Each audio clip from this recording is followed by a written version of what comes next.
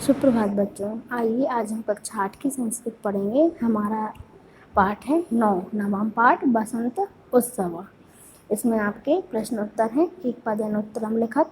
आपको एक पद में उत्तर लिखना है। पहला प्रश्न है आपका बसंत पंचमी कस्य आगमन सूच्यति।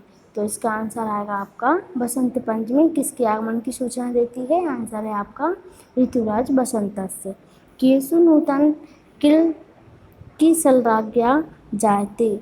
बसंत पंचमी में किस महीना की ललिमा शोभित होती है। तो इसमें आंसर आएगा आपका वृक्षों पर नए नए पत्ते आ जाती है ना बसंत उत्सव आते ही, तो वृक्षों की शोभा बढ़ जाती है। तो इसमें आएगा आंसर आपका वृक्षेषु। फिर है आपका ग नंबर का कोकिला नाम मधुर स्वरा की माकर्षति। कोयल की मधुर ध्वनि क्या खींचती है। तो आंसर आएगा आपको चित्तम, मन को, है ना, मन को आकर्षित करती है। कोयल की जो मधुर ध्वनि रहती है, मीठी आवाज़ रहती है, वह हमारे मन को आकर्षित करती है। तो इसमें आएगा आपका चित्तम। बसंत उत्सवे कस्य पूजनाम भवति। बसंत उत्सव में किसकी पूजन की जाती है। तो सरस्वती की। सभी को पता है, जिसे हम सरस्वती पंचमी भी बोलते हैं। सरस्वती की पूजा की जाती है। फिर है ज्ञान से अधिष्ठात्री देवी। क्या ज्ञान की अधिष्ठात्री देवी कौन है। सरस्वती है। एक वाक्य में प्रश्न उत्तर। इसमें आपको पूरा वाक्य लिखना है। प्रश्न है आपका ऋतुराज बसंतस्य आगमन सूचना कदा भवति। बसंत ऋतुराज बसंत के आने की सूचना कब होती है।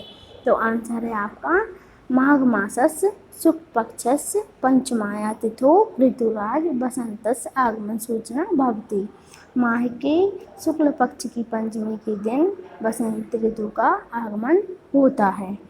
दूसरा प्रश्न है आपका आम्रेषु की दृशा भ्रमा दृश्यन्ते। आमों पर कैसे भौरे दिखाई देते हैं। आम के जो पेड़ रहते हैं उन पर कैसे घौरे, जो आम के गुच्छे रहते हैं, वो कैसे दिखाई देते हैं। तो आंसर आएगा आपका आम्रेषु मंजरी परिता भ्रमांता भ्रमरा दृश्यते।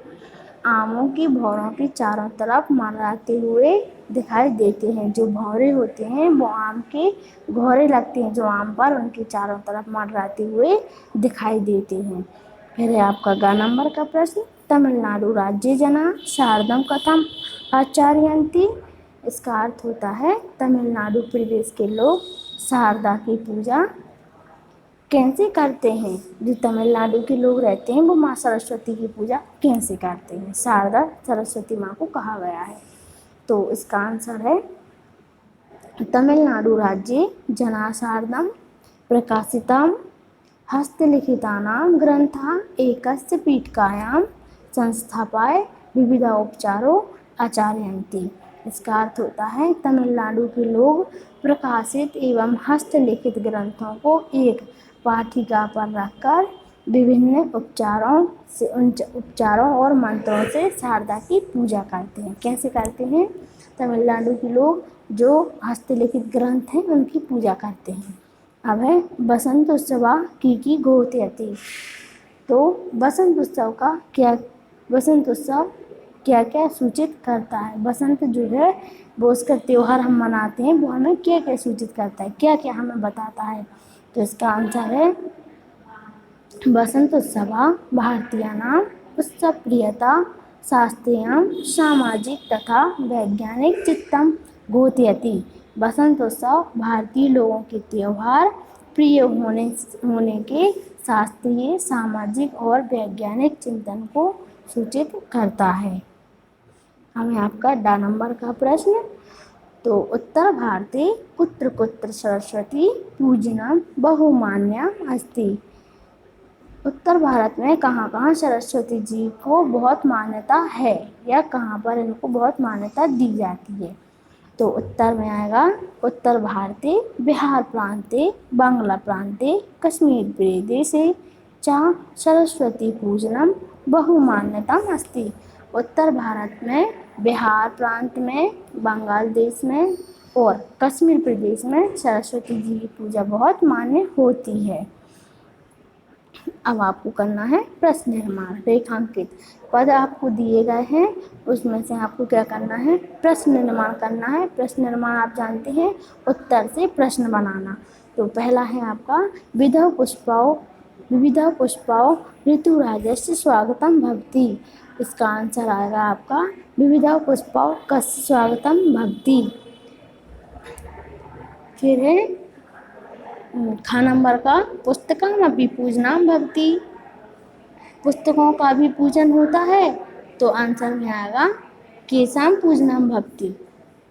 किसका पूजन होता है, क्योंकि हम प्रश्न निर्माण कर रहे हैं ना, तो उसको प्रश्न बनाना है और बाद में क्वेश्चन मार्क लगाएंगे। शारदाम आचार्यन्ति तो काम आचार्यन्ति और फिर क्वेश्चन मार्क। फिर है आपका सौंदर्य काम्यतु बसंत पूजनम भवति। तो सौंदर्य काम्यतु किम भवति और क्वेश्चन मार्क। श्री पंचमी नामना बसंत पंचमी ज्ञाते।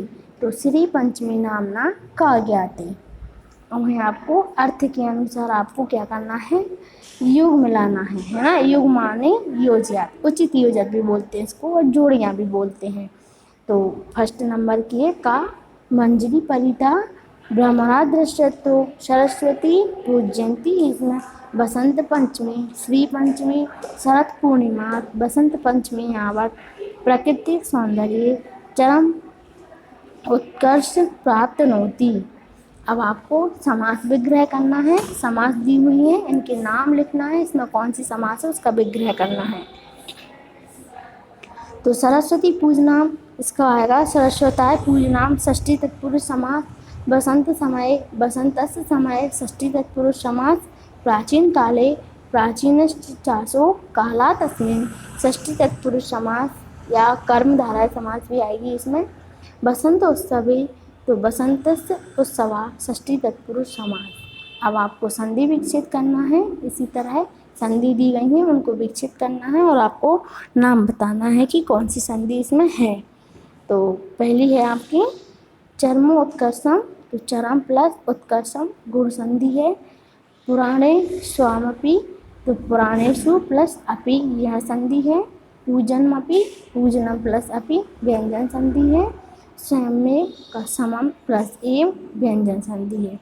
अब आपको क्या करना है, प्रश्न नंबर 7 है आपका पाठात पश्च अव्ययानि चित्वा लिखत। आपको पाठ में से ढूंढकर 5 अव्यय लिखना है।